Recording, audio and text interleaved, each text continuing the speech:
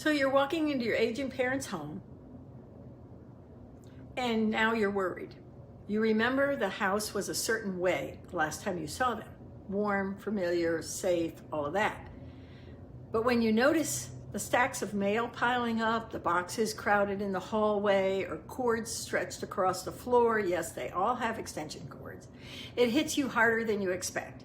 And your chest kind of tightens, and you stand there wondering how you're going to fix this without saying anything to them and offending them. And here's something that might bring you a little relief. This isn't laziness, and it's certainly not stubbornness either. Organizing a home takes real brain power. Starting and deciding what matters and remembering where things go and the complex things you have to do, all of that. Aging brings cognitive changes and physical fatigue, and that's the ability to keep the house going is more of a strain to them. The familiar room can slowly turn into a hazard zone without anyone noticing it. So why does letting go of clutter feel so hard for them? It's not just about the stuff. What an older adult's executive function starts to do is shift. Clearing space isn't a simple task anymore. It is genuinely overwhelming. So the newspapers and the containers all pile up, and they freeze, and the piles grow. Hi, I'm Suzanne Fasella. I'm a retired physician assistant and a senior care strategist with 20 years of guiding the adult children, you, and how to care for your aging parents. Well, there's something else going on here too. And a lot of parents, their belongings are tied to who they are. They like how their house looks. It's always looked like that, and they've always felt comfortable in it.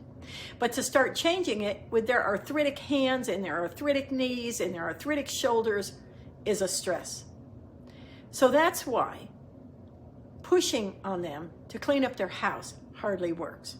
It feels like an accusation, actually. And most parents will respond the way anyone would. They'll get defensive.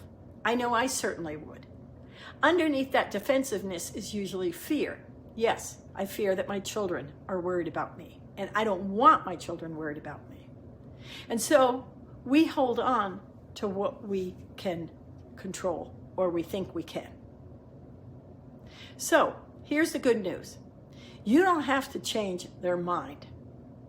You just have to quietly change their environment.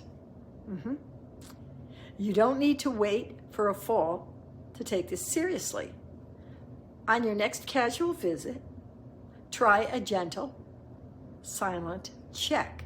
Just observe how they move through their space. Watch the path from their bed to the bathroom. Any loose rugs, uneven flooring, cords in the way, pick them up. Notice if they have to shuffle sideways or step carefully around the boxes in the hallway. Home hazards are one of the biggest causes of serious falls in older adults. So these small observations matter more than they seem. They don't want grab bars in the bathroom, in the shower? Put them up anyway. You know what? They'll use them. They'll tell you they don't want them, and then all of a sudden they're using them. Well, here are 3 simple, low-drama changes that you can make, and they're real differences. Start with the lighting. Skip the conversation and just start putting up night lights, right? Change the bulbs out. Clear the paths. Tuck away the loose rugs. Move the cords behind the furniture for them. They can't move that heavy furniture, so do it for them. And then add small motion-activated night lights on the floor so they won't fall. They're going to be up in the middle of the night to go to the bathroom, so you might as well have those night lights there. Next, take a look at their seating.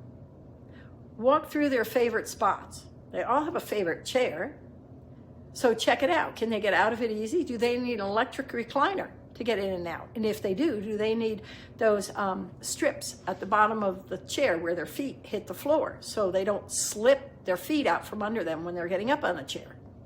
I put those around seniors all the time. They don't want them, but guess what? They use them. So you can do that. And third, give yourself a small emotional cover. What do I mean by that? Well, you're making these changes, And you don't have to be the one enforcing new rules. You simply say, Dad, the home insurance company wants me to do this. The guy might come out and check your home, and I need to make sure that it's going to look okay. Or the doctor's ordered physical therapy for you, so I want the physical therapist to come out to a good-looking home. Or the doctor may order a nurse to come out. You know, doctors can order this stuff if you ask them. And a physical therapist is a great thing to have come out to the house, and that makes you clean up a lot of the things that could cause a fall. In fact, you could have the physical therapist do this for you too. So you don't have to be the bad guy. Because you can't keep this up. You can't keep going into their house every time and telling them what's wrong. They're not going to want you to come in anymore. Who would, right? So you want to go in and keep them safe by just doing these little changes when they're not even noticing them, or have somebody else doing them too. So when you put these small guardrails in place, you protect their body, their home, their dignity, and you give yourself permission to breathe again, because you know that you have done whatever you could. And trust me, seniors fall a lot, but you know what? They get up and they get going again. Not everybody has to break a leg or a hip. If you want more information and you want to see where your senior is at, click below on the 25-point checklist. It's a clinical tool that I've used to help me decide where the aging parent is at and what I need to focus on when I start working with the adult children and their aging parent. So take care, and I'll see you in the next video. And I truly appreciate everything you do. I know it's not easy, and you do it. Take care. Bye-bye.